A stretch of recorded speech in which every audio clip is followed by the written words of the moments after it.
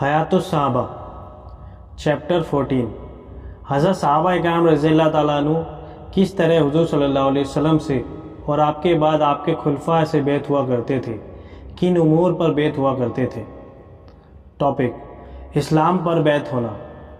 حضرت زریر رضی اللہ عنہ فرماتے ہیں کہ حضور صلی اللہ علیہ وسلم نے ہم سے ان باتوں پر بیعت کر لی جن باتوں پر آپ نے عورتوں سے بیعت لی تھی، اور آپ نے فرمایا کہ تم میں سے جو اس حال میں مرے کہ اس نے ان منع کیا ہوئے کاموں میں سے کوئی کام نہ کیا ہو تو میں اس کے لیے جنت کا ضامن ہوں، اور تم میں سے جو اس حال میں مرے کہ اس نے ان منع کیے ہوئے کاموں میں سے کوئی کام کر لیا اور اس کو اس کی شرعی سزا مل گئی تو یہ سزا اس کے لیے کفارہ ہے، اور جس نے ان منع کیے ہوئے کاموں میں سے کوئی کام کر لیا، اس پر پردہ پڑا رہا، کسی کو پتہ نہ چلا، اس کی شرعی سزا نہ ملی تو اس کا حساب کتاب اللہ کے ذمہ ہے، وہ چاہے جو کرے۔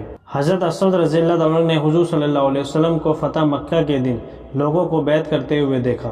کہتے ہیں کہ حضور صلی اللہ علیہ وسلم کرنے مسکلہ مقام کے پاس بیٹھ کر لوگوں کو اسلام اور شہادت پر بیعت کر رہے تھے۔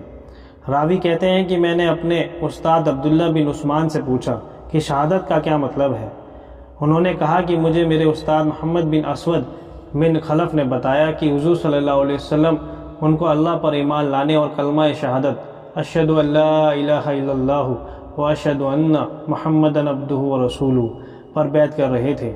بہقی کی روایت میں یہ ہے کہ چھوٹے بڑے مرد اور عورت تمام لوگ حضور صلی اللہ علیہ وسلم کے پاس آئے، آپ نے ان کو اسلام اور شہادت پر بیعت کیا۔ حضرت مجاشع بن مسعود رضی اللہ عنہ کہتے ہیں کہ میں اور میرا بھائی ہم دونوں حضور صلی اللہ علیہ وسلم کی خدمت میں حاضر ہوئے۔ میں نے عرض کیا، آپ ہمیں ہجرت پر بیعت فرما لیں۔ آپ نے کہا کہ مدینے کی طرف ہجرت تو اہل ہجرت کے ساتھ ختم ہو گئی، اب اس ہجرت کا حکم نہیں رہا۔ میں نے پوچھا، آپ ہمیں کس چیز پر بیعت کریں گے؟ آپ نے فرمایا، اسلام اور جہاد پر۔ حضرت زیاد بن علاقہ کہتے ہیں کہ جس دن حضرت مغیرہ بن شعبہ رضی اللہ تعالیٰ عنہ کا انتقال ہوا، اس دن حضرت زریر بن عبداللہ رضی اللہ عنہ نے لوگوں میں بیان فرمایا تو میں نے ان کو سنا، وہ کہہ رہے تھے کہ اے لوگوں، میں تمہیں اللہ وحدہ لا شریک لہ سے ڈرنے کی اور وقار اور اطمینان سے رہنے کی تاکید کرتا ہوں۔ میں نے اپنے ان ہاتھوں سے حضور صلی اللہ علیہ وسلم سے اسلام پر بیعت کی ہے۔ آپ نے ہر مسلمان کی خیر خواہی کو میرے لیے ضرور قرار دیا ہے۔ رب کعبہ کی قسم، میں تم سب کا خیر خواہ ہوں۔